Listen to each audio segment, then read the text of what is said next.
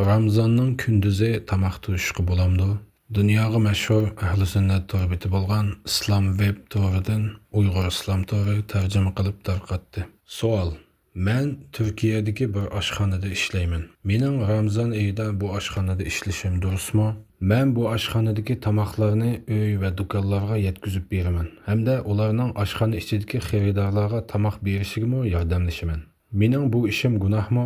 Shuningga diqqat qilg'ayliki, men turayotgan bu shaharda nurg'un alaviylar bor. Shundaqla musulmonlar va xristianlarmi bor. Buning shariatdagi hukmi nima? Alloh sizlarni barcha yaxshilik bilan mukofotlag'ay. Javob: barcha hamdu sano Allohga xosdir. Ta'riflash va omonlik payg'ambarimiz Muhammadga, uning oila tarobatlariga, uning sahobalariga va ergashuvchilarga bo'lg'ay. Maqsadga kelsak, Ramazonning kunduzi tamoq yeguchiga tamoq etib berish, tamoq setish yoki tamoq yetkazish durust emas. Hatto xaridor kofir bo'lgan taqdirdami ahvol shundoq. Chunki jumhur ulamolarning qarshida shariatning ulug' hukmlaridan sirt shoxchi hukmlarimi kofirlarga o'xshashla tatbiqlanadi. Agar Ramazonning kunduzi tamoq yemoqchi bo'lgan kishi musulmon bo'lsa, undaqda bu, ya'ni o'sha musulmonga tamoq yetkazib berish texmi bek cheklanadi.